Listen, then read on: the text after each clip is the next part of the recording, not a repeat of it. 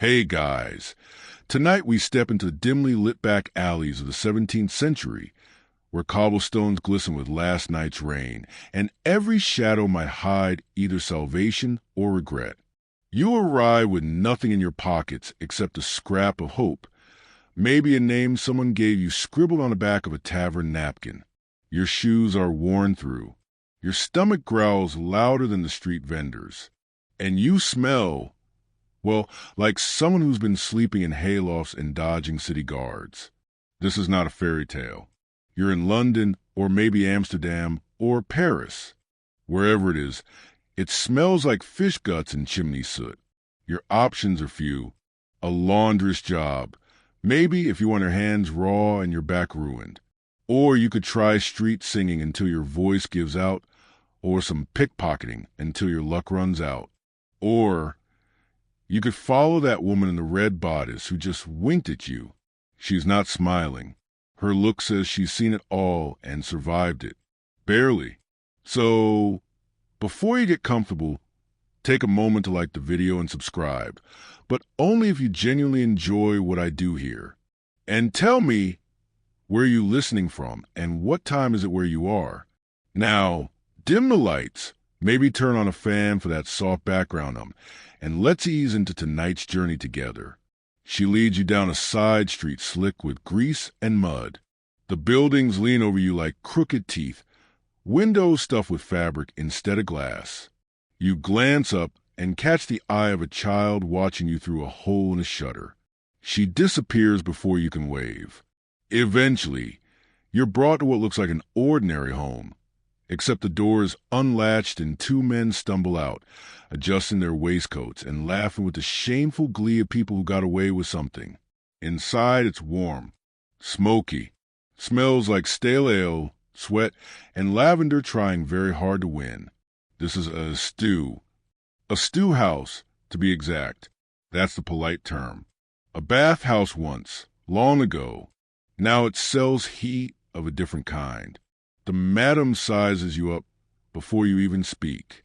Her face is powdered like flour, eyebrows drawn high enough to suggest she's always slightly alarmed.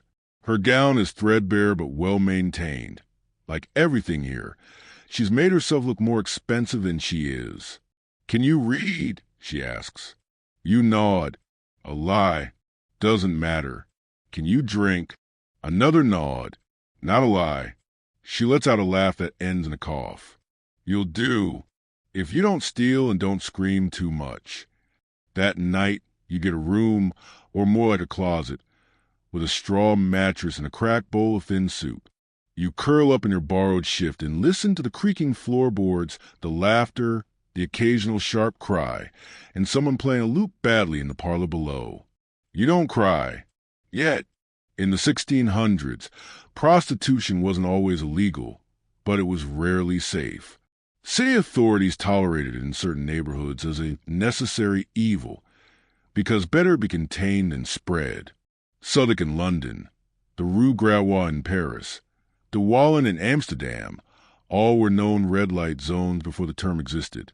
The church disapproved, of course, but bishops and monks were among the best customers. Historians still argue whether some clergy members actually ran brothels under pseudonyms. The madam tells you the rules in the morning. No biting. No knives. No haggling over price once agreed. And don't steal from the clients unless they deserve it, which is most of them. You get a new name, something like Maggie Silk or Rose. It's easier for clients and safer for you. If you die here, and many girls do, they won't know your real name to put on the wooden marker. Outside, the city churns on, but you already feel half invisible. In this world, people look through you, not at you, unless they want something. Then they look too hard. One morning, you wake to find a girl gone, her bed stripped. No one speaks of it. Later, you hear she jumped into the Thames. Tide rocks to her ankles with ribbon. By now, the stew house feels less like a place and more like a trap with curtains. Still, you adjust, learn to fake smiles, to laugh like you care. You practice in the mirror What's left of it, anyway. You study the older girls, how they angle their shoulders, how they guide a hand away without seeming rude, how they keep a bit of themselves locked away behind the eyes. One girl teaches you how to stretch one glass of gin across an entire evening. Another shows you how to hide coins in your shoe lining. You start to realize there's an underground current of sisterhood here. Not always gentle, not always fair, but real. And then one afternoon, you see her again, the woman in the red bodice who brought you here. She's walking away now, arm in arm with a man who has powder cuffs and laughter in his voice. She doesn't look back. You wonder if you'll ever leave, too. The stew house becomes your world. From the outside, it's unremarkable. Another soot-smeared building in a city of cracked chimneys and gossiping gutters. But inside, the walls hum with survival. You start to notice the rituals. Candles are always lit by sundown, even if it's not dark yet. The floor is scrubbed at dawn with vinegar and ash. And the beds? They're never warm for long. You're assigned a corner space with a half curtain and a dented chamber pot. Privacy is a concept you give up on quickly. A girl named Liddy, who sleeps beside the hearth, jokes that walls here are made of whispers. She's right. You learn more from listening than from anything the madam says. Your work begins with sitting hours. You're stationed in the parlor, hair combed, cheeks rouged with crushed brick dust, waiting for the bell on the door to jingle. When it does, everything changes. Posture straightens. Voices shift into silk. Smiles widen with carefully measured warmth. The men come in all shapes. Sailors reeking of tar and fish oil, merchants with rings on every finger, young lords pretending they're slumming for sport. One even brings his own chair cushion. Another leaves behind a tooth. The stew house takes a cut of every coin you earn. You keep just enough to buy rouge, pins, and maybe a stale pastry from the bakery on Halfpenny Street. It doesn't go far, especially since you're now expected to maintain presentation. That's Madam's word for bathing twice a week and keeping your nails free of dirt. You wonder if she's ever scrubbed herself with cold water in a cracked basin lit by a single candle. But there's a hierarchy here. Not everyone is equal. Some girls have private rooms. They get better wine and softer sheets. Their clients send flowers and leave tips without counting. Those girls wear velvet slippers and get called courtesans, though it's just a nicer word for the same job. Others, like you, float closer to the bottom. You're new. You're still learning the unspoken rules. You notice how much power the madam has. Her name is Ms. Elspeth, though no one calls her that to her face. Just mistress. She's somewhere between your boss and your keeper. She handles the money, the cleaning girls, the schedules, the bribing of local constables. And if a girl steps out of line, say, by sneaking out at night or refusing a paying client, mistress sends one of the men. You don't know their names. They don't need names. Just fists. Mistress also assigns you a buddy, a seasoned worker named Tamsin. She's built like a goose and laughs like a kettle boiling over. But she knows everything. How to spot a man with counterfeit coins by the way he fiddles with his cuffs, how to dab vinegar behind your ears to stay fresh, and how to hold a knife in your stocking without getting a lecture. Tamsin teaches you how to fake a giggle that sounds authentic, and how to moan just convincingly enough to satisfy male pride without wasting energy. It's theater, love, she whispers one night, and the audience doesn't care if you're actually crying, as long as it looks like tears. One afternoon, a girl is brought in off the street. Her face is swollen. You don't ask. You don't need to. Mistress says, she fell down the stairs. Everyone knows what that means. The girl disappears after 3 days. The city eats its own. The stews once had a sort of legality. In medieval times, these bathhouses were state-tolerated, but by the 1600s, attitudes had changed. Officially, brothels were banned. Unofficially, they thrived as long as someone was getting paid or paid off.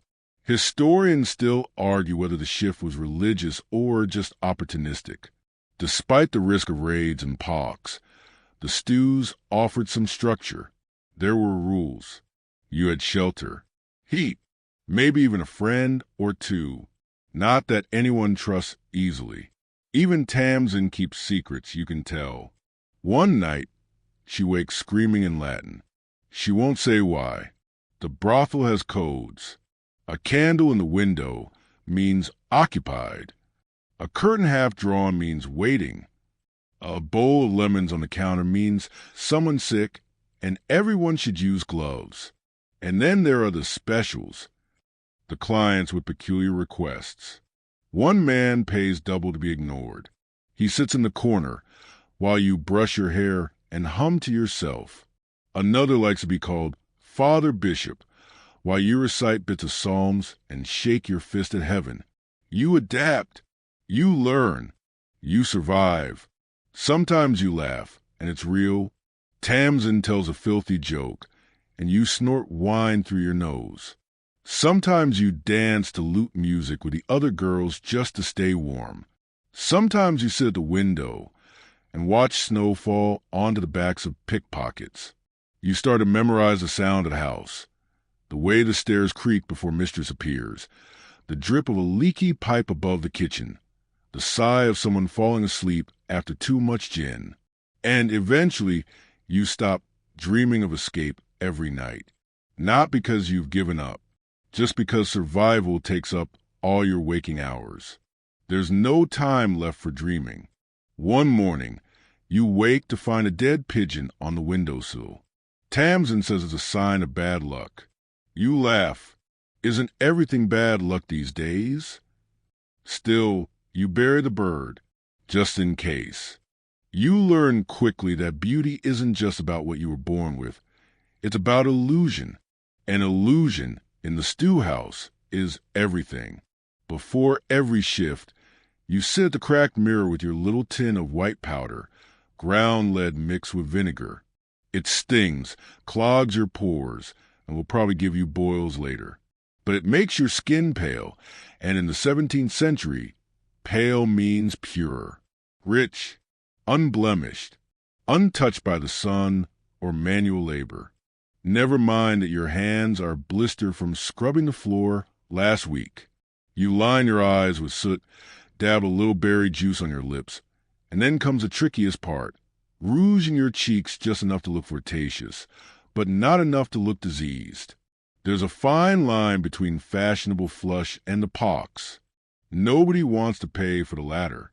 Perfume is another mask. You dab rose water on your wrists, lavender behind your ears, a bit of civet on your bodice.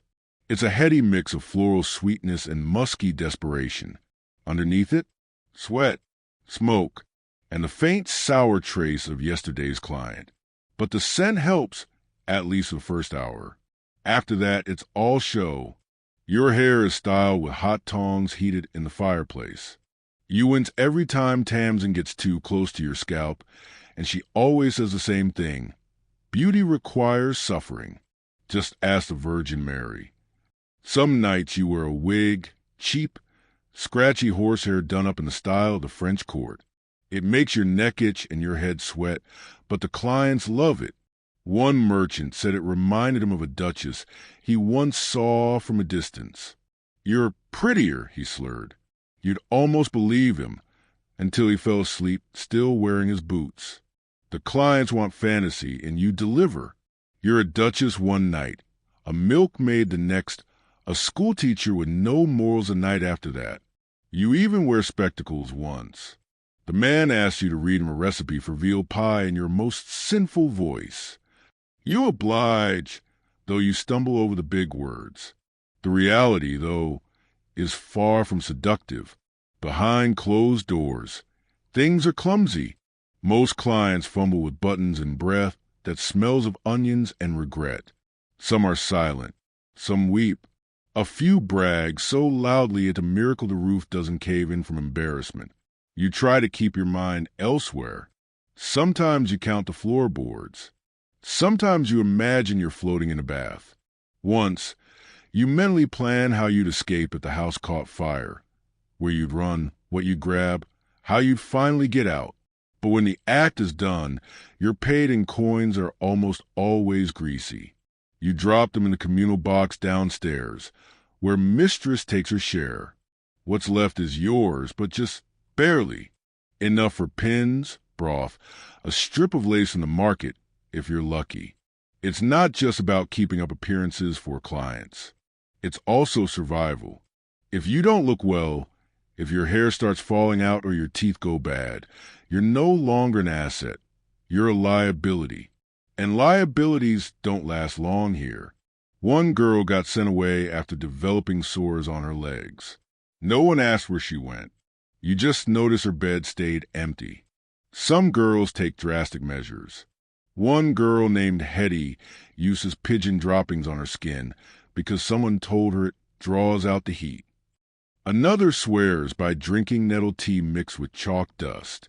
You try it once and vomit behind the stove. Historically, the use of makeup in the 1600s was a toxic affair. Lead-based powders and red dyes made from crushed insects were common. Perfumes often masked hygiene issues, especially in cities where baths were scarce. Historians still argue whether women understood the long-term effects of these cosmetics, or if, like you, they simply didn't have a better option. There's one odd customer who insists you wash your face before seeing him. "I want the truth," he says, as though your freckles hold secrets. He pays well. You oblige, and for that 1 hour, you feel oddly naked, more exposed without the mask than without your clothes. Tamsin gives you a jar of goose fat for your skin. For when you're off duty, she says, no client wants a shiny face, but you'll want to keep yours from falling off someday. You smear it on at night and pretend it helps. There are moments, rare but real, when you catch your reflection and almost admire what you see. A tilt of the chin, the right lighting. You look expensive, powerful, even like someone who's learned how to bend the world in her favor. But the spell always breaks. A loose tooth, a nosebleed, a ripped hem you can't afford to fix. And then you remember all of this powder, perfume, poise is scaffolding. Your real self is somewhere underneath, quieter, hungrier, and waiting. One evening, a man gives you a hairpin made of brass and paste gemstones. You deserve better, he says, not looking you in the eyes. You know better than to believe it, but you wear it anyway. Not for him, for you. A tiny crown in a kingdom made of candle wax and lies. You don't believe in love anymore, but you believe in ritual. And every night, painting your face feels like donning armor before battle. A sweet-smelling, lead-poison kind of armor, but armor nonetheless. It happens on a Wednesday. Rainy, of course, because your first client arrives already dripping water down the collar of his coat, leaving a trail like a slug across the floorboards. He smells of wet wool and spoiled meat pies. You don't expect much. You practice your smiles, rubbed a bit of clove oil on your gums to freshen your breath, even change into a lace-edged shift that once belonged to a girl who, well, she doesn't work here anymore. He barely looks at you, just tosses a few coins into your palm and grunts, "Upstairs." You obey, heart thudding like a funeral drum. In the candlelit room, everything feels slower, louder. The creak of the floorboard, the click of the door, the wet squelch as he removes his boots. You find yourself memorizing details that shouldn't matter. The bent brass button on his vest, the red ink stain on his sleeve, the way he sniffs like he's catching a cold or hiding one. When he finally reaches for you, your body freezes before your mind does. You forget what Tamsin told you, how to move, when to breathe, where to look. Everything she drilled into you vanishes beneath a surge of raw panic. You close your eyes and try to float above your own skin. It's over quickly. He grunts again, more like a cough this time. then pulls up his trousers and leaves. Doesn't even wait for the candle to burn out. You sit on the edge of the bed, the sheet sticking to your leg. Your chest feels hollow. Your ears ring. That's the part they don't talk about. The after. How the silence creeps in like mold. How it wraps around your ribs and whispers that maybe you're not a person anymore. Just a space where someone else dumped their loneliness. Tamsin finds you later, still sitting there. She doesn't say anything. Just hands you a small cloth soaked in lavender water. You dab it on your skin, pretending it helps. That night, you cry into your pillow. Not loud, not for long. Just enough. The stew house never acknowledges first times. No ceremony. No, how is it? No advice unless you ask, and you don't ask. Instead, you're told to return to the parlor before the next bell rings. Clients are like weather patterns. Some blow in warm and awkward, eager to please. Others are cold fronts, silent and hard, with no warning before the storm. You learn to read their faces away as sailor reads clouds. One man insists on foot massages and nothing more. Another brings you trinkets, an ivory comb, a pressed flower, a lock of someone else's hair. You don't ask. One, a butcher, won't take his boots off and says your voice reminds him of his dead wife. You don't ask about that either. Then there are the violent ones. They smile too much, or not at all. They flinch if you touch their hand, but don't hesitate to grab your throat. You learn tricks. How to cough loud enough for someone downstairs to hear. How to bite the inside of your cheek to stay grounded. How to keep your hands near something sharp just in case. Some nights you think about quitting. But quitting to what? Laundry houses will reject you now. Church-run shelters take only the deserving poor, and you're not that anymore. And besides, you're earning. You bought a second pair of stockings last week, with lace. There's a strange pride in it, as if surviving this long makes you better than the world thought. You see other girls give up, drink too much, go soft in the eyes. But not you, not yet. In the corner of the parlor is a book. Its spine cracked, half the pages missing. You've seen Tamsin pretend to read it aloud in a French accent for tips. One night, you pick it up. The letters blur, but you make out a few words. Virtue, temptation, repentance. You laugh and drop it. Historically, first experiences in prostitution were rarely recorded. Most women had no say, no voice, and no surviving diaries. But a few accounts, hidden in court records and scandal sheets, speak of awkward, terrified beginnings. Historians still argue whether brothels like these trained girls to tolerate pain or simply ignored it. Mistress pretends not to notice when girls stagger downstairs after a rough client. She only intervenes if he refuses to pay. That's the real offense, not bruises, not bleeding, just unpaid debts. You're not sure what's worse, men who treat you like furniture or those who pretend they love you. One brings flowers every week, calls you his little sunbeam. You know he's married. You've met his wife. She came once, looking for him, left with spit in her hair. The stewhouse cat, Pickle, has more dignity than any of you. She wanders freely, jumps on beds mid-session, and hisses at anyone she doesn't like. One man tried to kick her. He left with claw marks and no trousers. Small victories matter. You stop flinching eventually, not because it gets easier, but because your mind builds walls. You start keeping a tally under your mattress. 1 scratch per client. When you reach 100, you plan to treat yourself to a ribbon from the market. It's a silly goal, but it keeps you sane.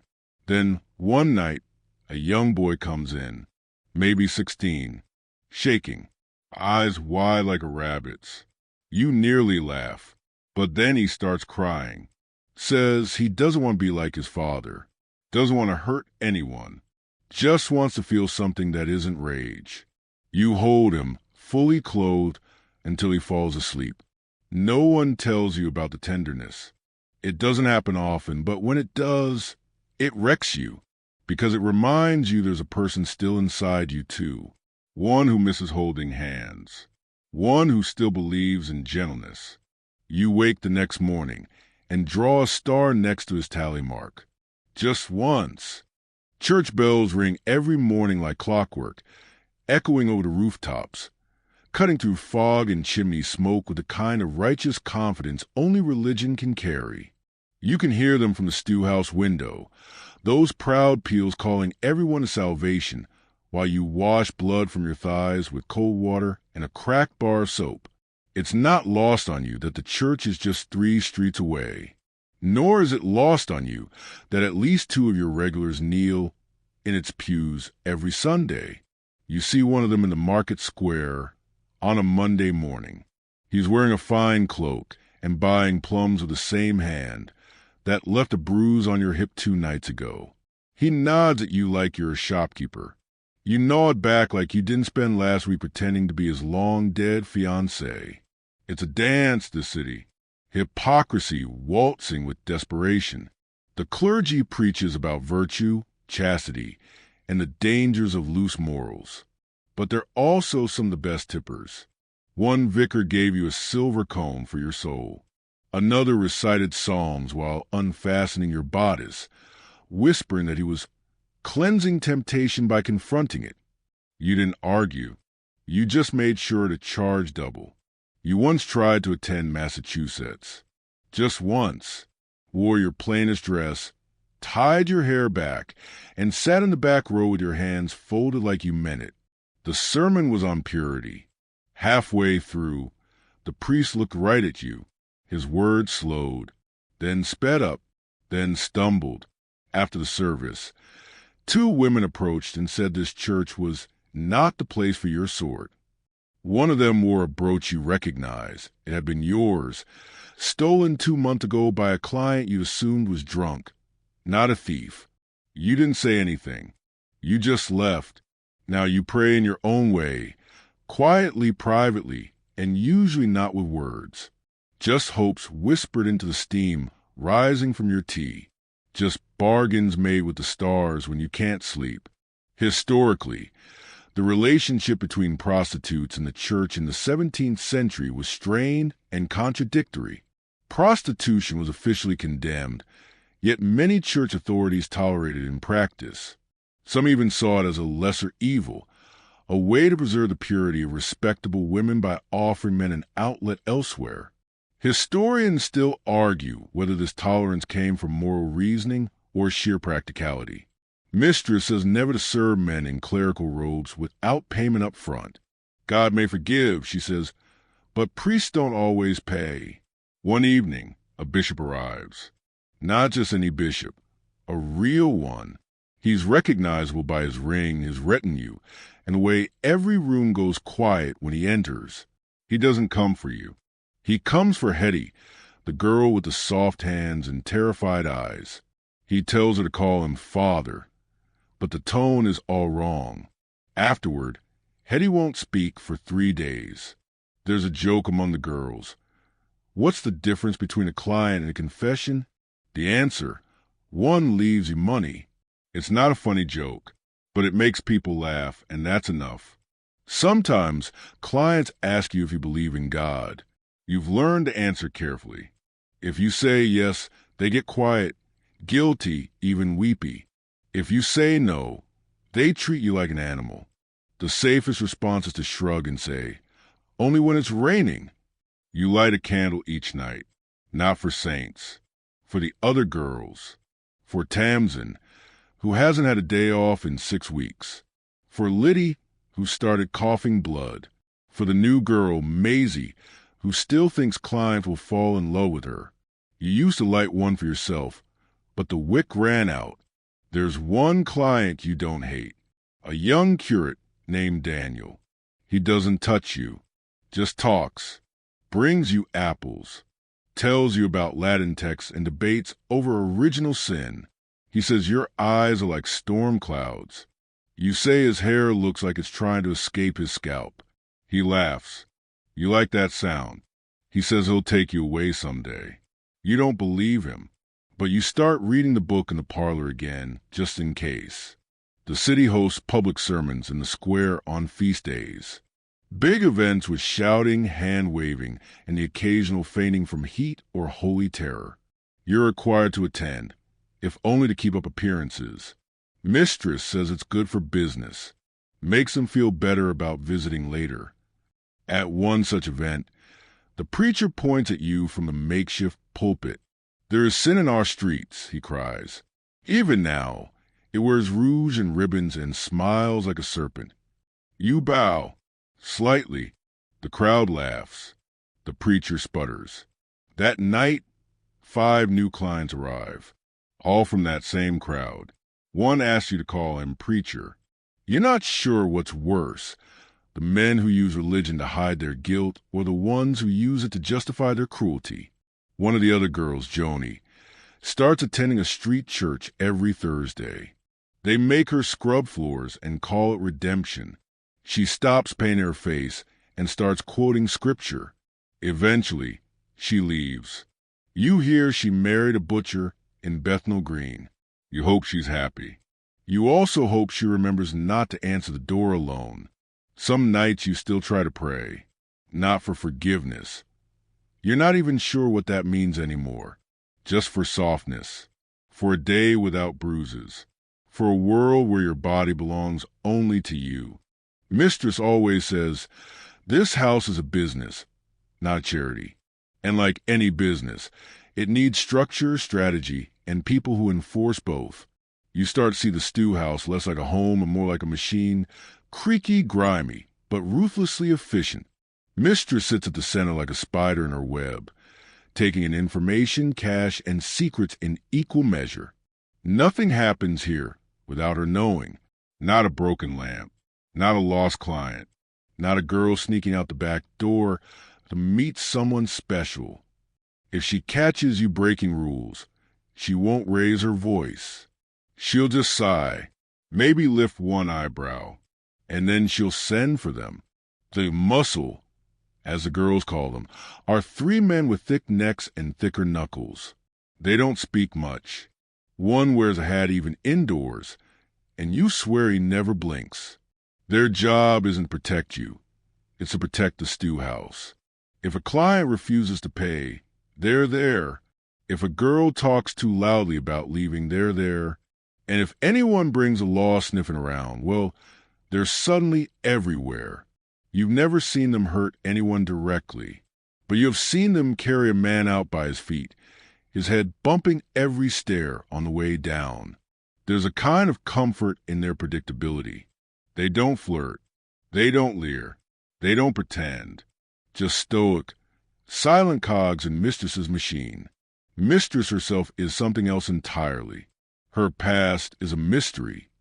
Some say she was once a courtesan in Venice, others that she used to be a midwife to a noble woman's bastard children. Historians still argue whether madams like her in the 17th century were former prostitutes themselves or clever women who found power and management when you faded.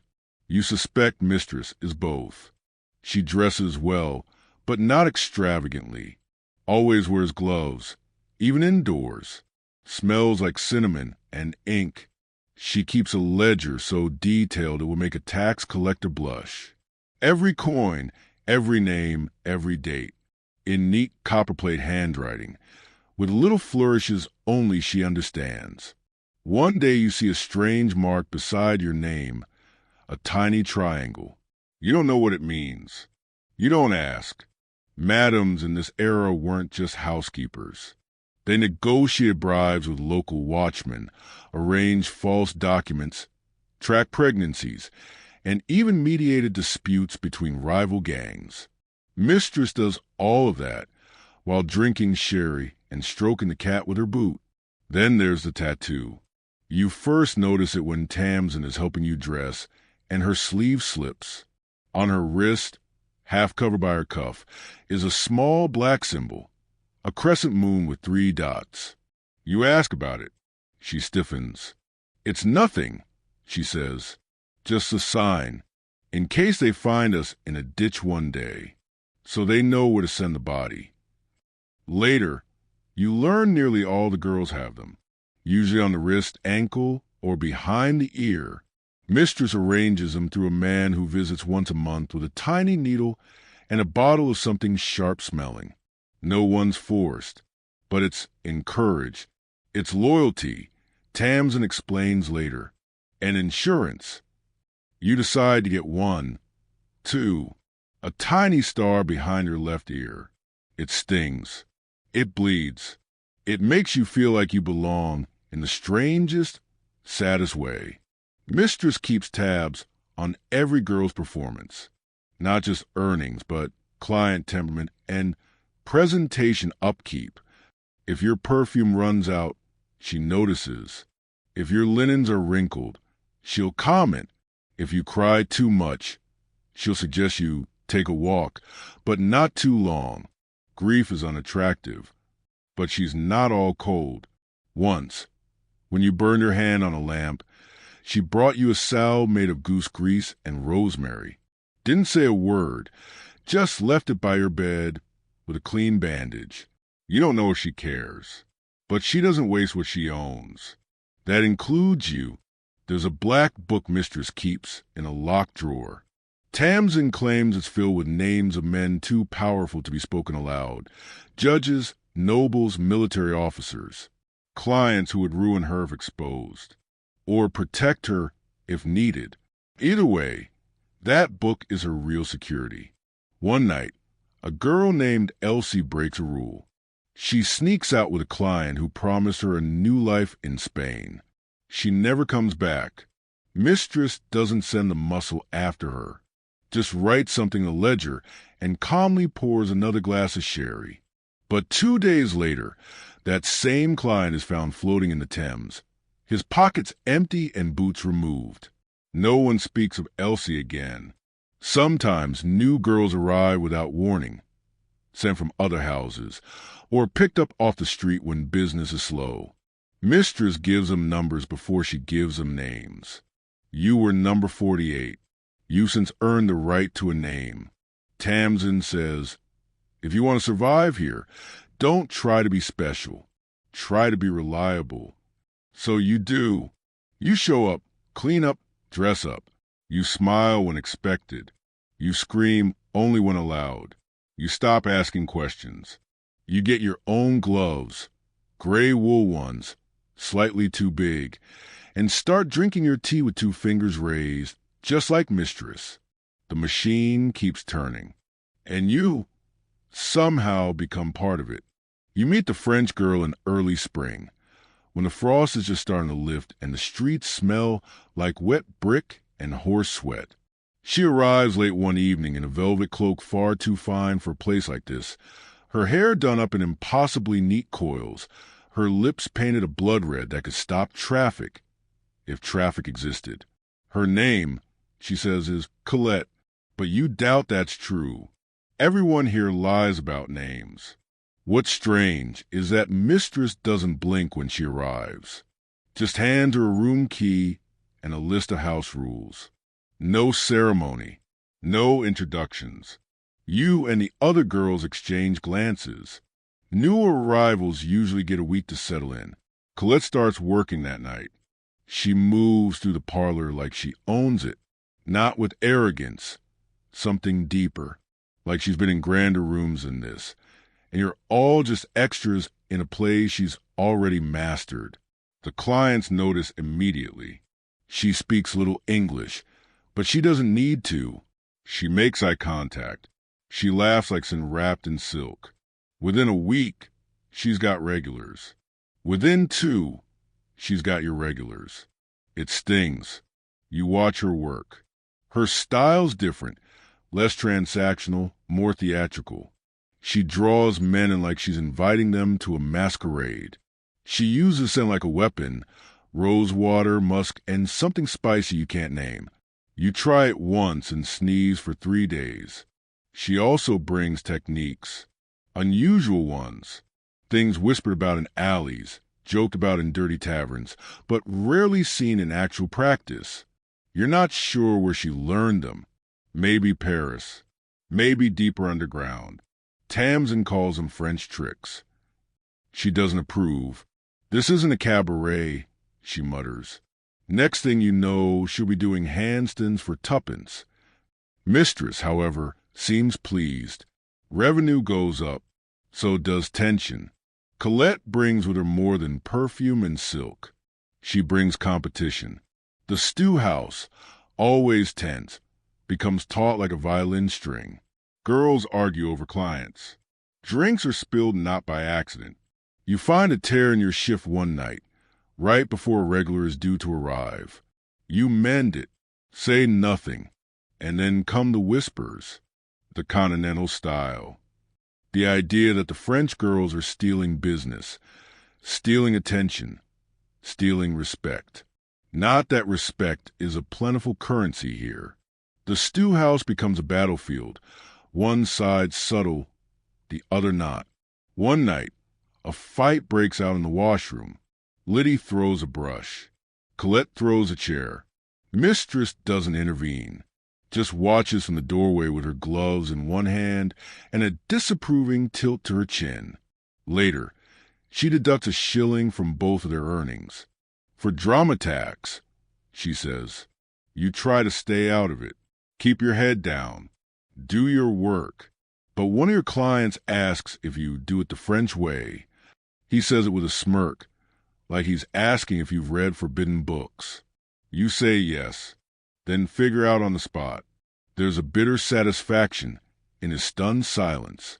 Historically, foreign prostitutes were often both exoticized and resented. In 17th century England, French women were stereotyped as more sensual, more dangerous, and somehow morally inferior, yet endlessly fascinating. Historians still argue whether these perceptions were rooted in actual cultural differences or just xenophobic marketing. The stew house, small as it is, begins to fracture. There's talk of importing more continentals. Mistress is pragmatic. If they bring profit, they stay. Colette eventually warms to you. Not much, but enough to lend you a comb once. She tells you you're wasting your eyes by not using more coal. You take the advice. It works. She also confides, drunkenly one night, that she used to work in a theater. Not on stage. Backstage. Costumes, not lines. She says, but the way she moves, the way she poses in candlelight, it's all performance. One evening, the two of you are assigned a client together. Wealthy, demanding, 2 sets of hands, he insists. You expect chaos. Instead, you and Colette fall into rhythm like seasoned dancers. She leads. You follow. The man leaves glassy-eyed and speechless. You split the coins evenly. She nods once, a silent pact. Still, you don't trust her. Not fully. Trust here is a luxury, like velvet or unbroken shoes. But you respect her, and that, in this house, means something. Rivalries continue. Another foreign girl arrives, Spanish this time, brings her own rosary and a talent for singing dirges in a whispery alto that makes men weep. You wonder what's next. Russian girls with secret knives? Italians who speak to ghosts? The stew house is changing. Mistress doesn't say it aloud, but you can feel it in the air, the way you feel a storm before it hits. The client are changing too, richer, more refined, more curious. You're expected to know things now, like poetry, or the difference between 2 kinds of wine. You fake your way through. At night, you and Tamsin joke about opening your own house someday. No velvet curtains, she says. Too flammable.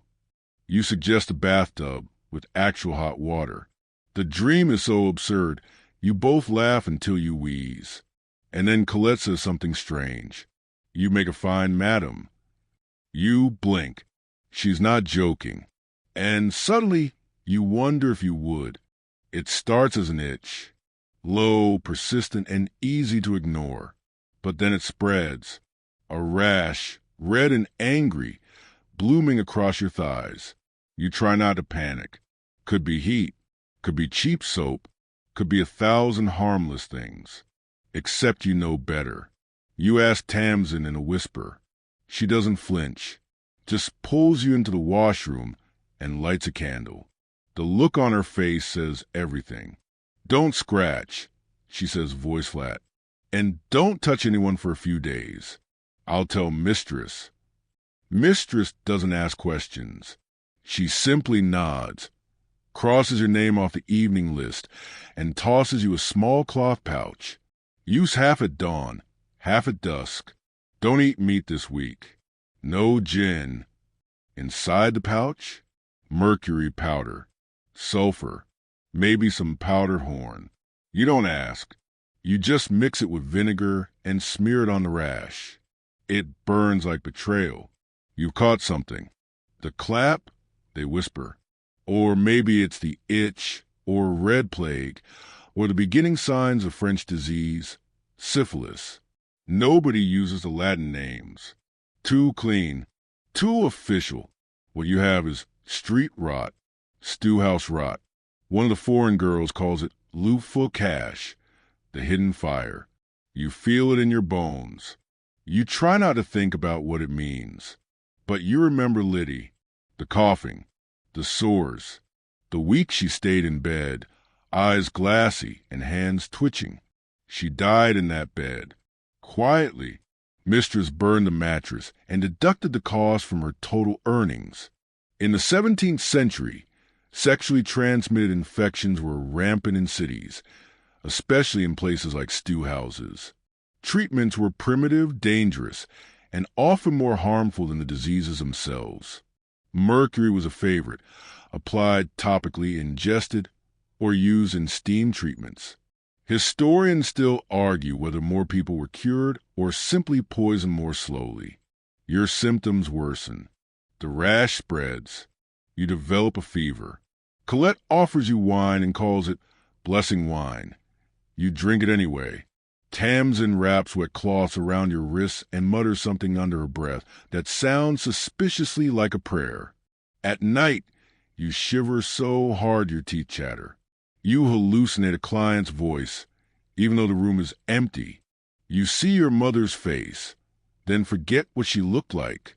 Mistress finally sends for him. The doctor, he's not the kind you want. His fingernails are too long. His breath smells like pickled onions, and his coat is so stained it crunches when he moves. He doesn't knock. He just arrives. He examines you with gloved hands and no kindness. He pokes, mutters, writes something in a small, greasy notebook. Then he pulls out a glass syringe and a vial of something silver. Mercury, injected, right into the muscle of your thigh. You scream. Tamsin holds your hand. You nearly crush your fingers. You'll feel worse before better, the doctor says. Then he pockets 2 shillings and leaves. You do feel worse. So much worse. Your joints ache. Your mouth tastes like metal. You sweat through 3 shifts in one night. Mistress burns them without comment. But slowly, miraculously, you stop itching. You're not better. Not really. But you're functional. And that's enough. You return to the parlor thinner, paler, with a slight tremor in your left hand. Clients don't notice. Or don't care. They just say, "You look exotic." You say thank you. You become careful. Picky. You insist on gloves. Always. You clean yourself obsessively. You boil your cloths in vinegar. You avoid men who look flushed or smell too sweet. Signs of rot beneath perfume. One client tries to kiss you. You flinch. He laughs and says, "You stew girls always act like kissing's too intimate." He's not wrong. You start keeping your own remedies. A jar of sulfur mixed with crushed mint, a vial of spirits with dried nettles. Tamsin helps.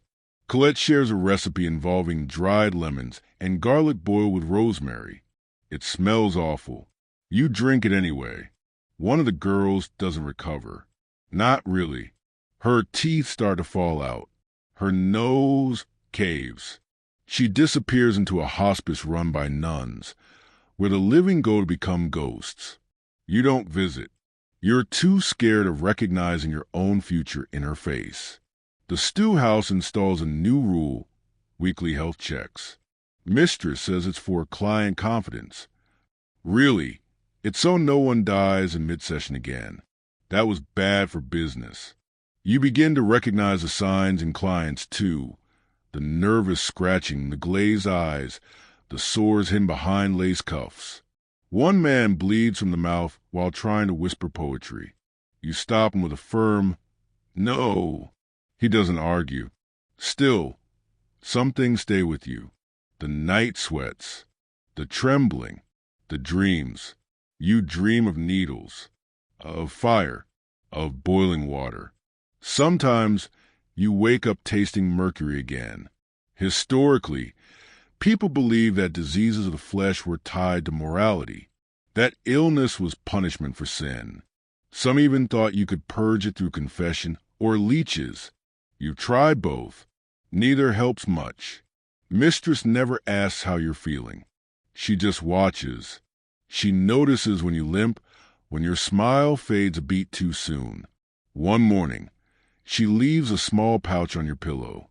Inside is a clove-studded lemon, a gesture not of kindness, but of expectation. Stay fresh. Stay clean. Stay useful. You obey. You're not sure if you're recovering or just adapting to a new kind of sick, but you're still working, still earning, still here. And in a place like this, that counts as a miracle. It's well past midnight when the shouting starts.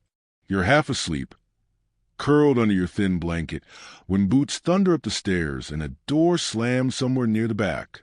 Someone screams, a girl's voice. Not pain, terror. You bolt upright. Tamsin is already moving, slipping her feet into worn slippers, reaching for the poker by the fireplace.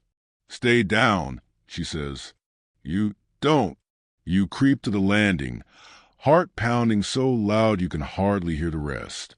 2 constables are in the parlor, not the friendly kind, not the ones mistress usually bribes with sherry and secrets.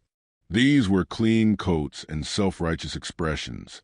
Their shoes don't scuff, they announce. They're here on official business. Mistress meets them head-on, calm, composed, but with steel in her spine. She offers brandy. They refuse. She offers names. They already have a list, a raid. You've heard of them, usually rumors. A stew house in Shoreditch taken apart last month. 1 girl arrested. 2 sent to a workhouse. A madam dragged out by her hair. But it never happened here.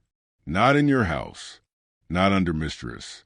Until now, they search the rooms. Not politely. They tear open drawers, dump perfumes and powders on the floor, rip sheets from beds. You see one of them pocket a ring, then glare at a girl like she's a thief. Someone's crying downstairs. Colette, you think, though you've never heard her cry before. You duck back into your room and hide your coins inside a hollow heel. It's instinct. Tamsin once told you, when the law comes, they don't ask whose is what. They just take. Minutes pass like hours. Then, your door bursts open. On your feet. You stand, barefoot, in your shift. They don't ask questions. One grabs your arm, rougher than needed. You don't scream. You just look at mistress. She doesn't flinch. "Take only the marked," she says. Marked, like you, the triangle in the ledger. You're marched into the street with 5 others. No time for shoes, no time for dignity. The cobblestones bite at your soles. People gather to watch. Of course they do. You're paraded through town like a warning. This is what happens when women forget their place. They make you stand in the square beside a post, where fishmongers were jeered last week for overcharging. They don't whip you. Not tonight. They just make you stand there, in the cold, while passers-by throw whatever's close to hand. Cabbages, apple cores, insults. One woman spits. filth. One man, clearly a client, won't meet your eye. Eventually, you're locked in a holding room behind the courthouse. Bare stone walls, one candle, no straw. You sit on the floor and count your toes just to feel like something's still yours. Historically, brothel raids in the 17th century were more about show than solution. Authorities targeted houses of ill repute to appear moral, but often left them standing after pocketing bribes. Public shaming was common, especially for women. Historians still argue whether these crackdowns were driven by genuine religious zeal or political theater. At dawn, a magistrate arrives. He yawns through your charges: indecency, disturbing the peace, potential corruption of moral fabric. You want to ask what moral fabric looks like. You don't. Mistress shows up, not with flowers, not with tears, with coins and names. The magistrate's tone softens. He waves his hand. You're released under conditions. What those conditions are, no one tells you. You're handed back your shoes, now damp and slightly smaller. You hobble home barefoot anyway. Back at the stew house, the parlor's been cleaned, the curtains aired, the spilled powder swept. You wouldn't know anything happened, except that Liddy's bed is gone. So is the Spanish girl. Their things? Burned. Coletta's already back in the parlor. Face powdered, eyes blank. She doesn't look at you. Mistress calls you in later. Quietly. No scolding. No questions. Just one sentence. Don't make me spend coin on you again. You nod. You're on probation. Whatever that means in a place where probation is just a fancier word for replaceable. Tamsin gives you a hug that night. First time ever. You stood straight. She says, that matters. You don't sleep. Not really. Just lay in bed and feel the invisible mud still clinging to your skin. The heat of shame curled beneath your ribs. The worst part wasn't the shouting or the cold or the jeering. It was the watching. The faces in the crowd. The way they looked at you like you weren't a person. Just proof that sin exists. But you're still here. You survived the raid. The stocks. The eyes. And in this life, that's a kind of victory. It always starts the same way. The rich one shows up late. You're sitting in the parlor, pretending to read the same paragraph of the same old book. Something about morality and mischief, no doubt. When the door creaks open and he steps inside, velvet coat, rings too big for his fingers, a bored, expensive-looking smirk. He's not like the usual lot. Doesn't reek of sweat or sour ale. He smells like sandalwood and self-confidence. Mistress greets him personally. This is Mr. Keene, she tells you later. A man of means. You nod, as if that means anything here. He picks you naturally, not with words. Just a glance and a tap of his finger against the armrest, like selecting fruit at a stall. Upstairs, he talks, and talks. Not to you, at you, about his ships, his travels, the new boots he had made in Genoa. You learn that his favorite color is ochre, that he hates his wife's voice, that he once saw a woman drown in Venice and thought it looked poetic. He pays in gold. You don't ask questions. He comes back, again and again. The regulars are a strange breed. They act like they own a piece of you, like their repeated visits earn them some kind of emotional discount. But Keene is worse. He brings gifts, an orange, a necklace, a little book of poems so overripe with sentiment it makes you gag. One night, he tells you he's been thinking about taking you out of here. You've heard that before. You smile politely and pretend to believe him. He starts asking personal questions. Your real name, your favorite color, if you've ever loved anyone. You lie, for safety. Then he starts snooping. Asks Mistress about your past. Pays a boy to follow you to the market. You confront him quietly, carefully, and he laughs. Just making sure you're safe, he says, as if spying were affection. That's when you realize he doesn't want to love her. He wants possession. One night, you sneak away before he arrives. Tamsin covers for you. You hide in the loft above the laundry, pressed between sacks of starch and lavender. He storms through the house like a hurricane in silk, demands to see you, yells at mistress. She, unbothered, pours herself a drink and says she's not available. He doesn't return for a week. When he does, his tone has shifted. I could make you a courtesan, he says. The word hangs in the air like perfume and poison. A courtesan, the dream version of a prostitute, a kept woman, a silk-draped pet for a wealthy man. Stories say they live in gold-trimmed apartments, eat fig for breakfast, and write letters in scented ink. In reality, they're still owned, just better dressed. You ask mistress about it. She shrugs. He'll get bored, or his wife will find out. You nod, but you don't sleep. One evening, after you refuse to see him again, he waits outside the house, just stands there, watching, arms crossed, a coach nearby, horses steaming in the cold. Tamsin walks you home from the bakery. He doesn't speak, just watches. That night, you sleep with a knife under your pillow. Clients like him are dangerous, not because they're violent, because they're persistent, because they think they're generous, because they mistake your survival for affection. Historically, the line between prostitute and courtesan was murky. The latter had status, even admiration, in certain courts. But they were still dependent on beauty, on favor, on men. Historians still argue whether courtesanship offered women power or just gilded chains. You decide not to find out. One morning, Colette pulls you aside. He asks for you again. You say nothing. He left this.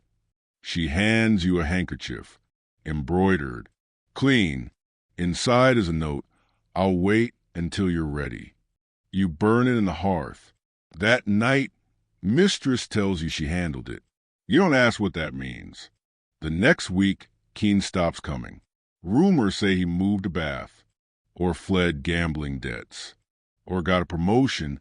You hope he drowned in fig jam. The stew house breathes easier. You return to your rhythm. Clients, powder, coins, silence. But something lingers. You start dreaming of escape, not fantasy escape, but logistical escape. Trains of thought that begin with, if I save 2 shillings a week, if I moved the docks, if I dyed my hair. You watch a girl leave with a sailor. She waves. 2 weeks later, you hear she died in childbirth. You watch another leave for a convent.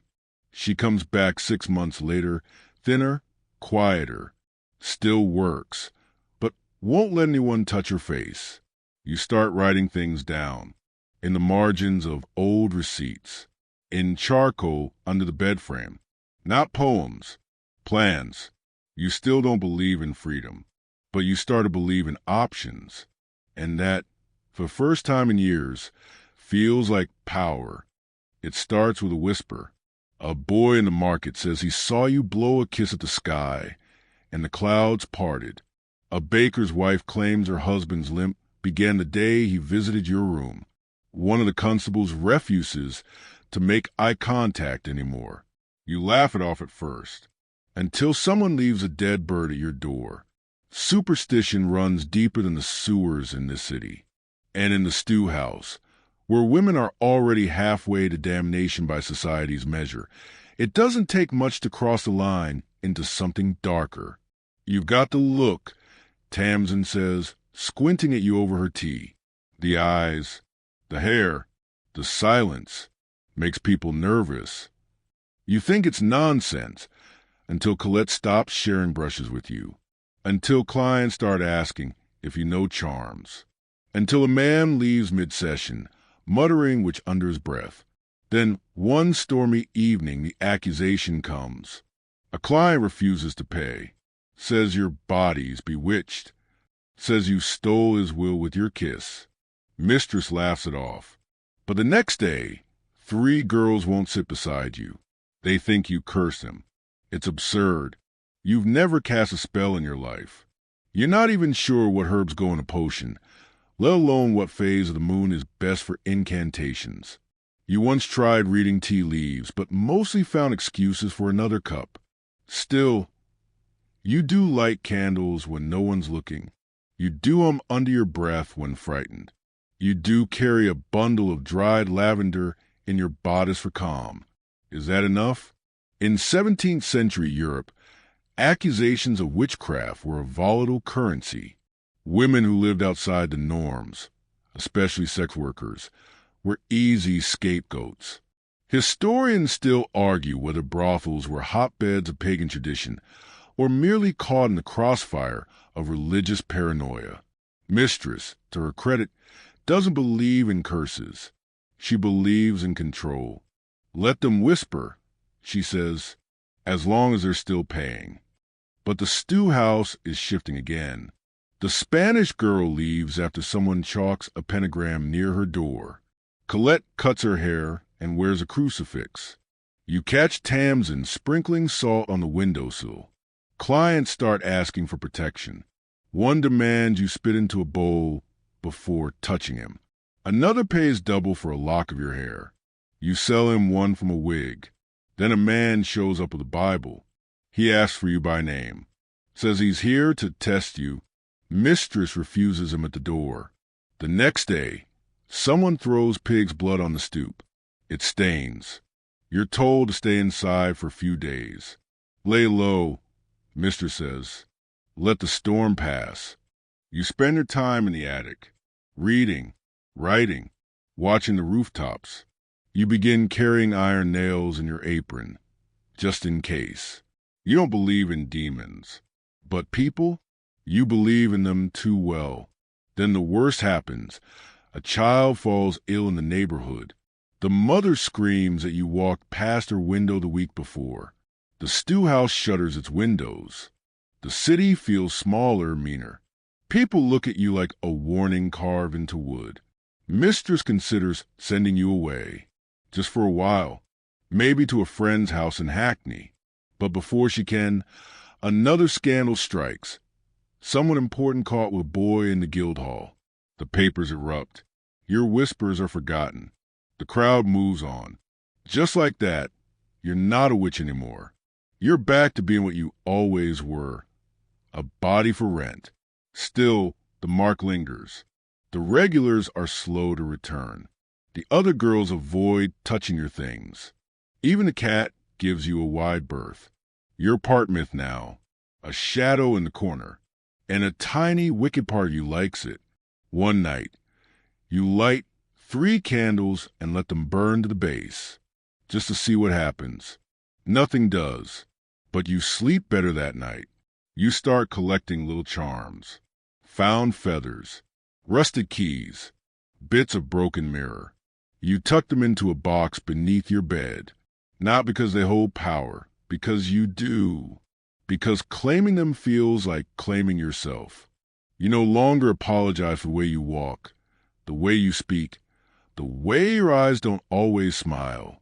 You're not a witch, but if they want one, you could become one.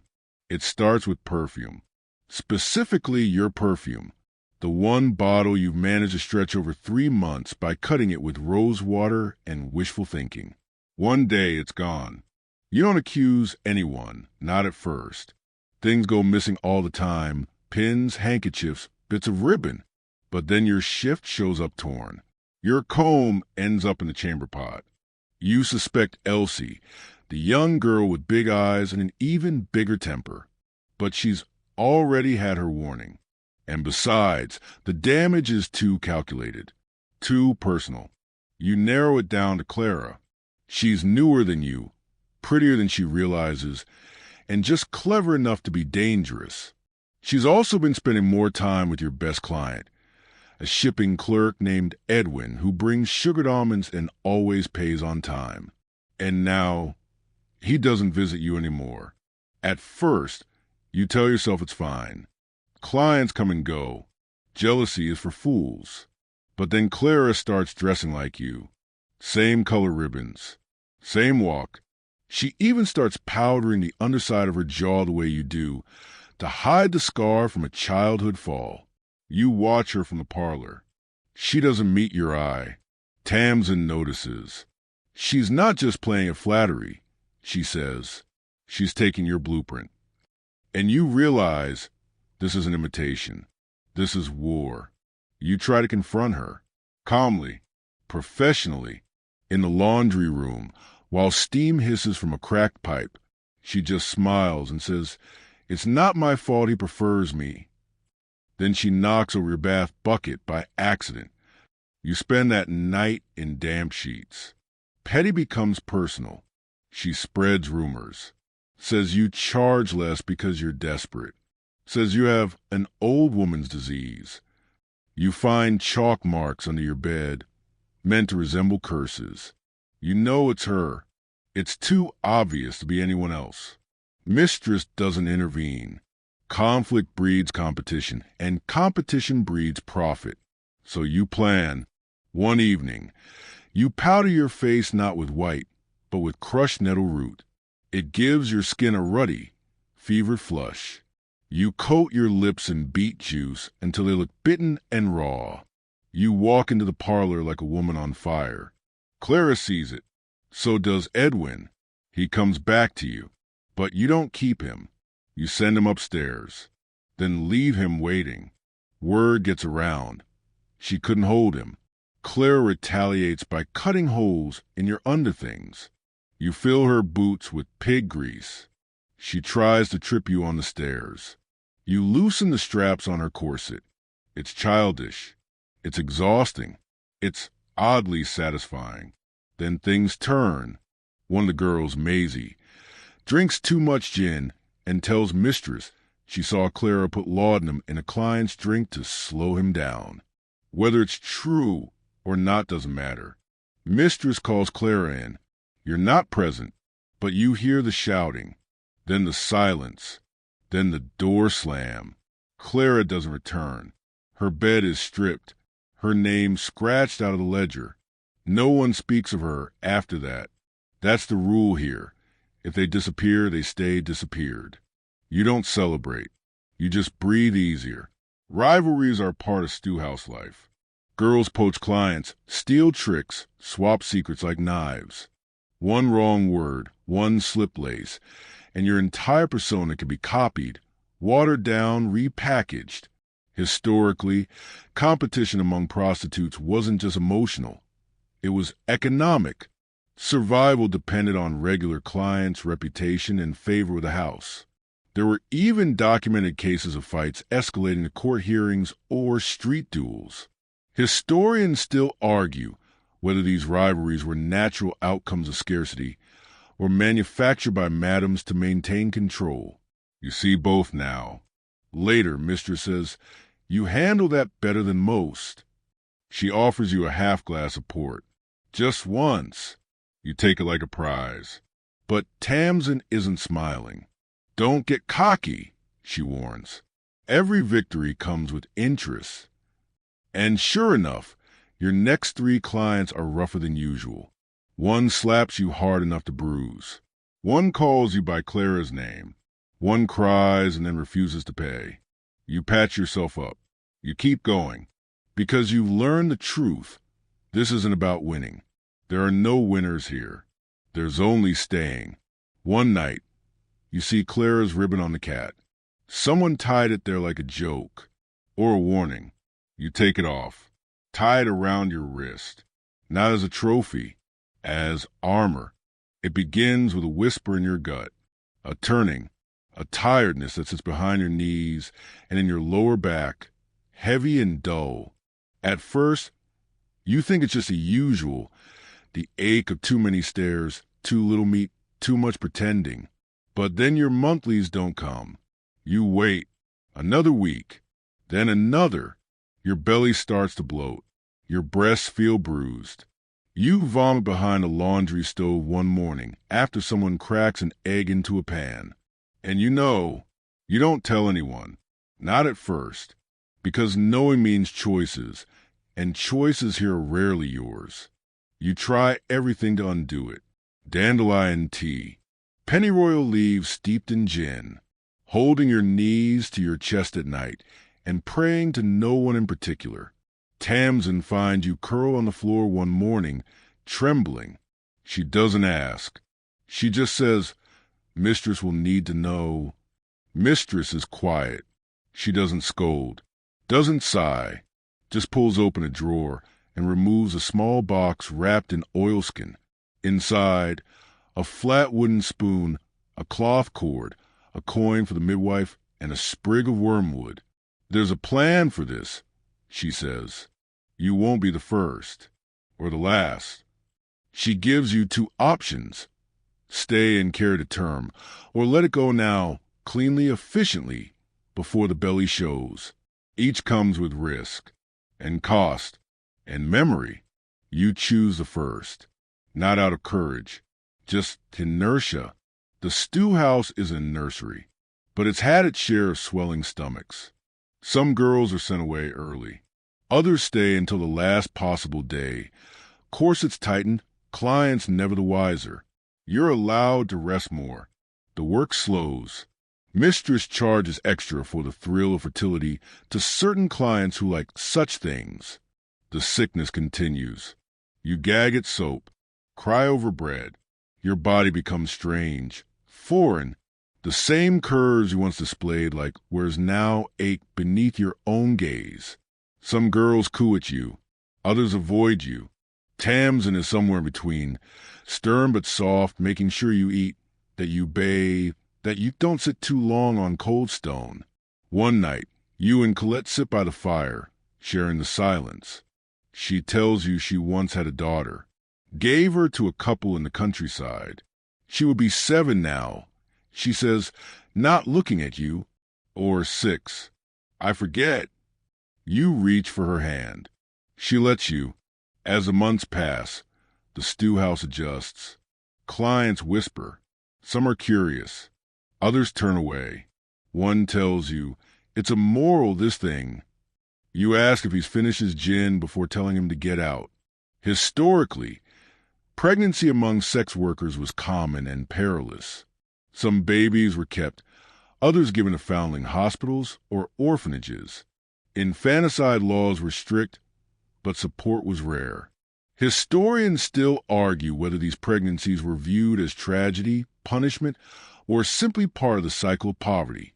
You feel the baby move for the first time during a thunderstorm, a tiny flutter, like a fish trapped in a shallow pool. You cry, not from sadness, not from joy, just from sheer humanness. Mistress hires a midwife, quiet, competent, clean-fingered. You don't ask her name. She smells like thyme and wood smoke. She listens to your belly, nods, and says, "Soon." One night, as you prepare for bed, you find a bundle on your pillow. 2 cloth wraps, a bottle of oil, a piece of lace torn from one of your old shifts. Tamsin pretends not to have left it. When the pains come, they arrive like waves, slow, rolling, then sharp enough to split the world.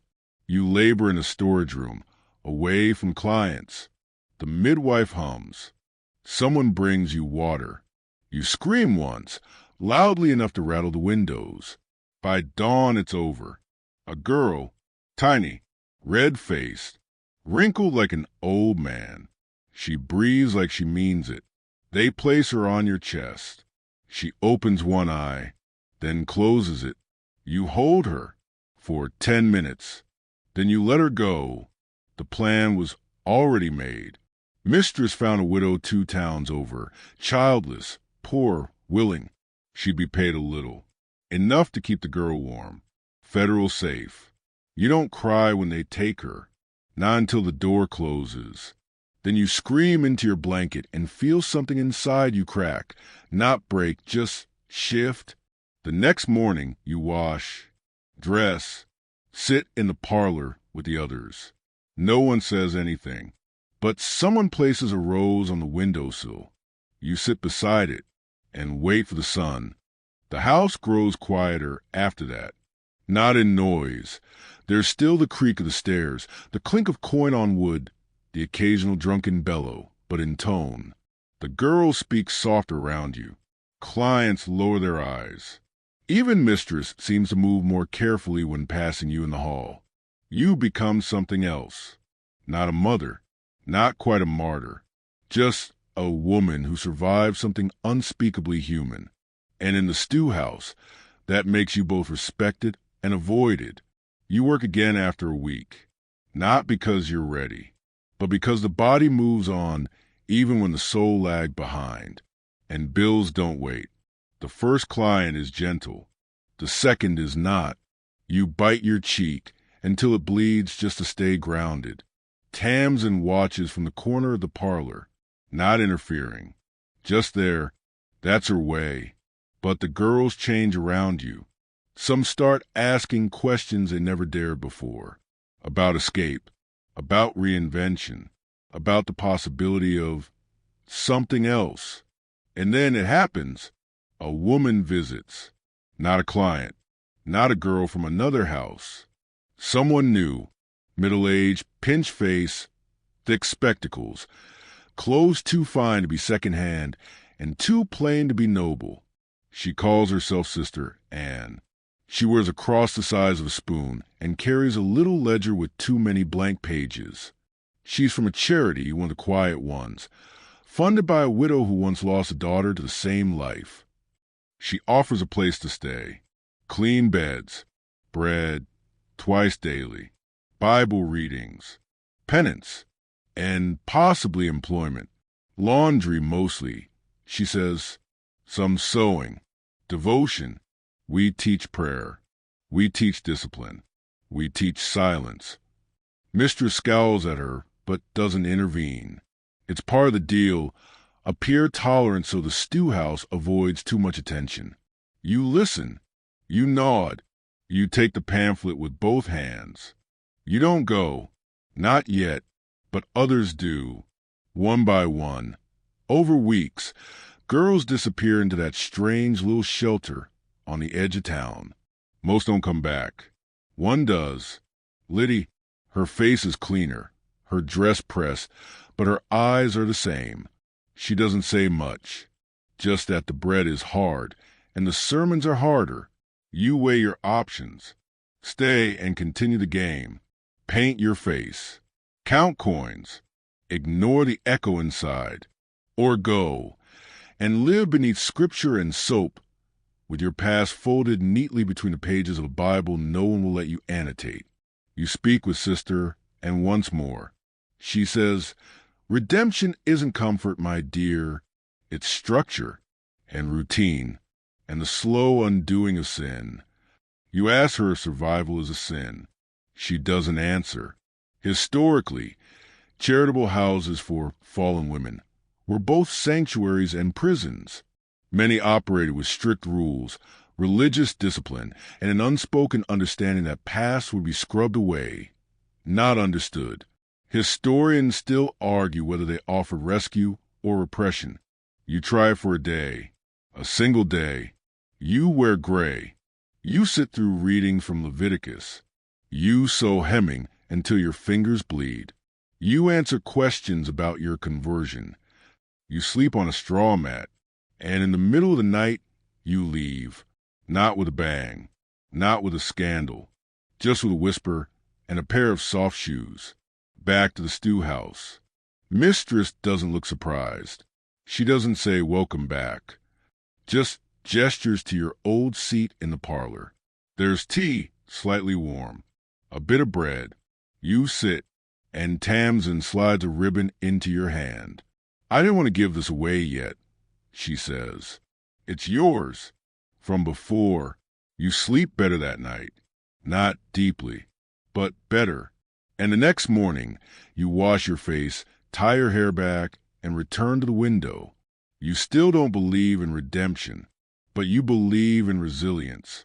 And sometimes in this world, that's even harder to earn. It doesn't feel like escape. Not at first. You don't sneak out in the night. There's no bundle of stolen coins, no wild dash through the alley. Just absence. You aren't on the roster one morning. Your bed is empty. Your name, still written in Mistress's ledger, is underlined twice and left untouched. It begins with a letter, delivered in secret by a butcher's apprentice who blushes as he hands it to you and scurries away. The note is brief, a name you recognize, a village you don't, a promise, a cottage, a position, a chance. You doubt every word, but you go. Mistress doesn't stop you. She doesn't even look up when you say it aloud. I'm leaving. She just lifts her hand in a slow, tired wave. Don't send word, she says, unless you're dead. Tams and hugs you so hard you forget how breath works. Colette gives you a pair of wool gloves. For cold mornings, she says. You don't mention that she took them from a client 2 weeks ago. It doesn't matter. You leave with one dress, one comb, a single ribbon, and a memory you're already trying to rewrite. The coach ride is long, bumpy, and filled with silence.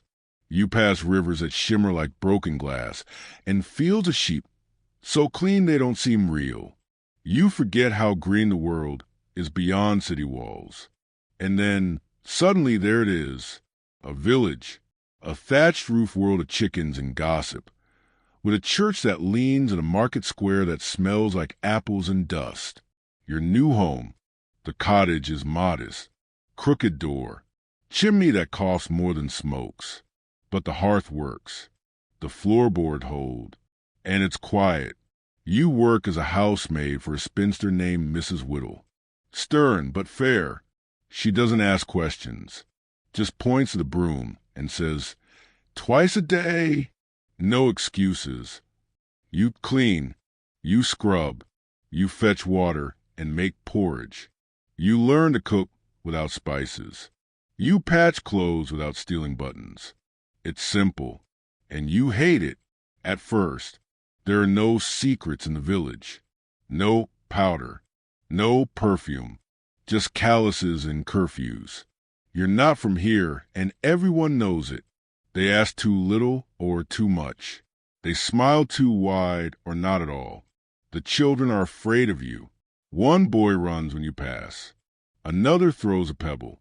You say nothing. You stay anyway. Because something about the air here, the open sky, the honest dirt, feels like possibility. Like maybe you could dig your heels in and grow something new.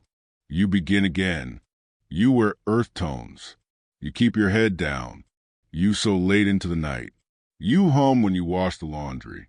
And slowly, something shifts. The baker's wife starts saving the broken ends of loaf for you. The blacksmith offers to fix your kettle hook. A girl named Elsie, not that Elsie, teaches you how to pickle turnips. They still don't know your past, but they've stopped fearing it. You make peace with silence. Until one market day, it catches up with you. He appears like a ghost, Mr. Keene. Richer, fatter, older, but unmistakable. He calls you by your old name, your real name. In the middle of the square, you freeze. Every muscle, every bone. He smiles like the wolf he always was. "You can't run from me, darling," he says. You don't reply. You just walk away. He follows. Says he has land now. Money. A house with a west-facing garden. "You like it," he says. "You're good with gardens." You keep walking. He grabs your arm. And before you know it, you slap him. The entire square watches. He leaves, red-faced, muttering. No one says a word for a moment. Then Mrs. Whittle clears her throat and hands you a basket of apples. "Well," she says, "best get back before the hens get clever." That night, you find a note under your door. Just 3 words. You are safe. You don't recognize the handwriting. You don't need to. From that day, you're no longer the stranger. You become the woman who stood her ground. You live simply, but not quietly. You speak more. laugh more, dance once, during a harvest celebration with a farmer whose boots are too big, but whose hands are warm. You never telling the full story. But one day, when he asks about your wrist tattoo, you say, "It's from when I was braver than I thought." He kisses it. Years later, a little girl with wide eyes and a fondness for ribbons asks why you always light a candle on rainy nights. You tell her it's for someone you loved, for someone who didn't get a second chance, and for the house that taught you how to survive. Because the truth is, you didn't just leave the stew house. You carried it with you, not the walls, not the stains, not the names, but the lessons, the grit, the fire, the woman it forged. And now here, in this quiet place with its muddy roads and weathered hands, you finally let yourself rest. Not forget, not forgive, just rest. Years pass like fog rolling over fields, quiet, slow, inevitable. You grow into your new life the way ivy clings a stone. Not dramatic, just steady. You become someone else, or perhaps someone more than you were. The village comes to know you not as the strange girl with secrets, but as the woman who never flinches when someone's crying, who always has extra bread, who listens without asking for the story behind the bruises. You build routine. Wake before dawn, sweep the stoop, feed the chickens that aren't yours but seem like you anyway. You work. You rest. You write little things in the margins of books you borrow from the vicar's niece. And you breathe. Then one winter evening, while walking home with arms full of firewood, you see him again. You know his shape before you see his face. Mr. Keene. But something's different this time. He's dressed finer than before, fur-lined cloak, polished boots, but his expression is no longer smug. It's cautious, calculated, like a man who knows he must choose his next move very, very carefully. He's heard, somehow, that you're here, and he's come not with threats, but with an offer. Marriage. He says it like a mercy. You'd be safe, he says. You'd never want for anything again. He says your name, your old one, as though he's pulling a thread and expecting you to unravel. You don't answer. He speaks of legitimacy, of status, of forgetting the past. I have influence now, he whispers. No one would dare speak against you. You stare at him. This man, who once stood in the doorway of a stew house like a customer at a sweet shop, who once followed you like a shadow with a coin purse, who once grabbed your arm in a market square and expected you to thank him for it. And now here he is, offering you a new kind of cage, one lined with silk, perhaps, but a cage all the same. You say no, once, calmly, clearly. No. He blinks, not used to being denied. Not twice. Then he straightens. You'll regret this. You smile. I already did. Years ago. He doesn't shout, doesn't scowl, just looks at you one last time and turns back toward his coach. You watch it disappear into the frost. Historically, some former prostitutes did marry, either out of love, convenience, or sheer desperation. But those marriages were often haunted by past whispers. Historians still argue whether they were escapes or rebrandings. You go home. You sit by the fire. You write a letter you never send. In it, you say, I chose my own future. For once, you fold it and burn it before sunrise. The village never speaks of the man in the fancy coat. Maybe they didn't notice. Maybe they chose not to. Life resumes. You start planting herbs in your window box. Lavender, mint, thyme. People come for remedies. Not just for headaches or burns, but for grief, for memories, for silence. They call you a healer. You don't correct them. One spring, a girl arrives at your door. Young, shivering, dirty. You don't ask where she's from. You just give her soup, warm water, and a blanket. That night, she whispers, I don't want to go back. You nod. You understand. She stays. For a while. Then another girl. And another. Soon your little home becomes something more. Not quite a refuge. Not quite a shelter. But close. You teach them what Tamsin taught you. How to read faces. How to hide coins in shoe soles.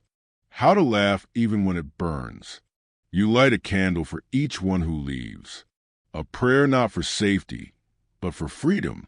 Sometimes you wonder what became of Mistress, of Tamsin, of Colette.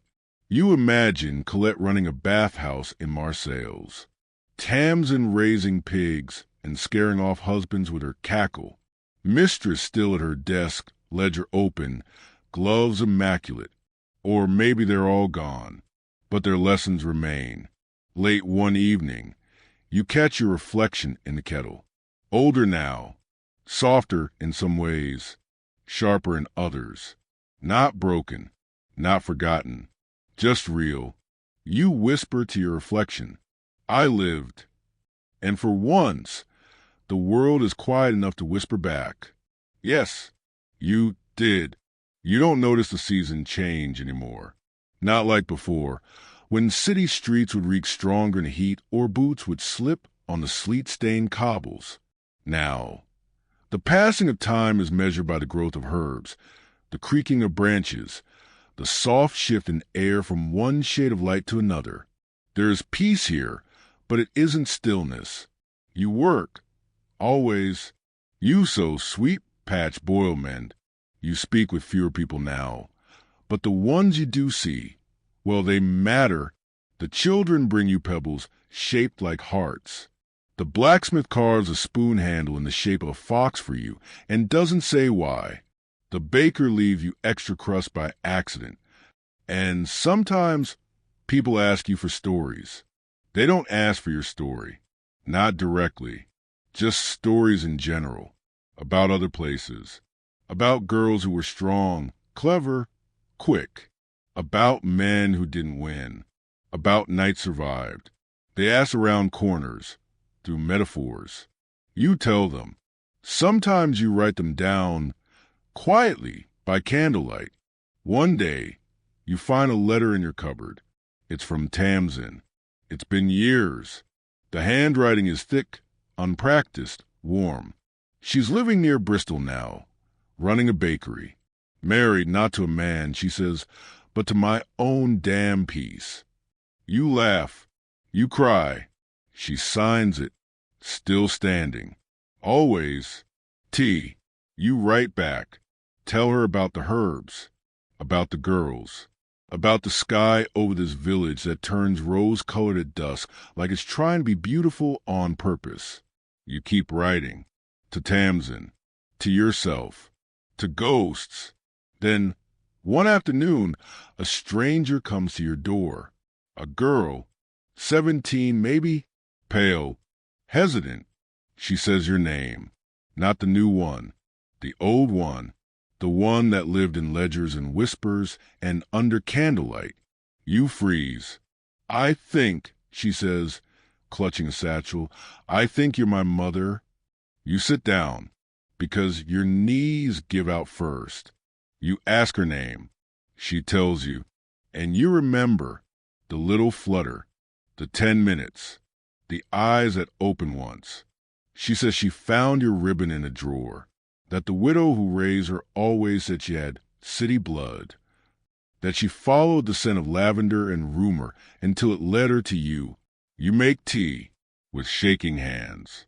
She takes hers with milk. You speak for hours, then for days, not all at once, just in pieces. You tell her what she wants to know, and what she doesn't. Gently, she stays a while, sleeps in your bed, walks through the garden like it belongs to her. And one morning, you find her reading one of your stories, the ones you wrote by candlelight for no one. She looks up and says, you should publish these. You say, who will want to read that? She says, I did. And that's enough. You begin to live with a strange new thing. Presence. Not just survival. Not just aftermath. but presence. You wake, not from nightmares, but to morning birds. You eat slowly. You speak more.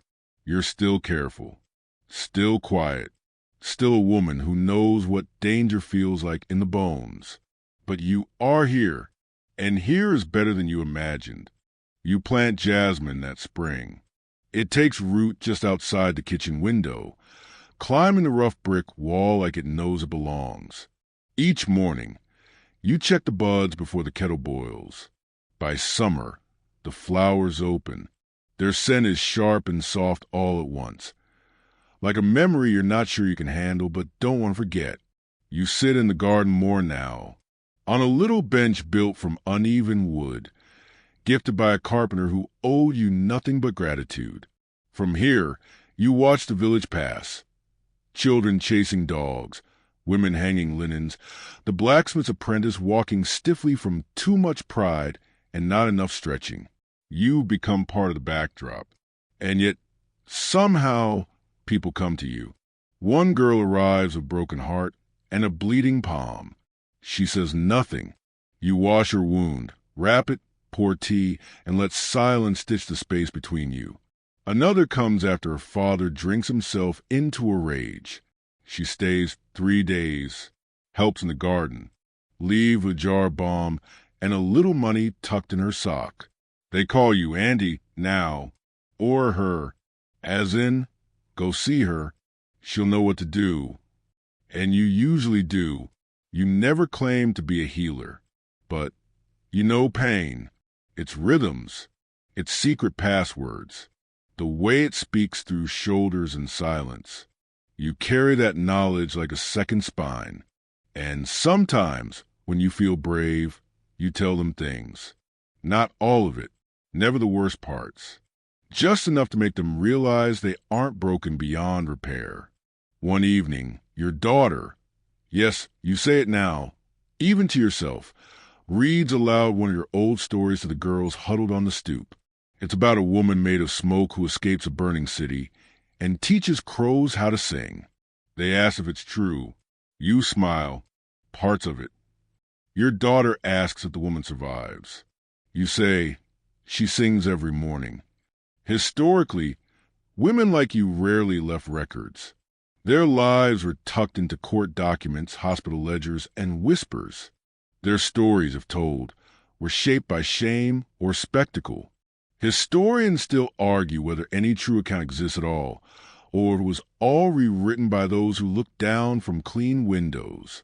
So you begin writing again, not for them, for you, for the girls who come, for the ones who don't, for the little part of yourself that still thinks in candlelight and caution. Your stories aren't polished.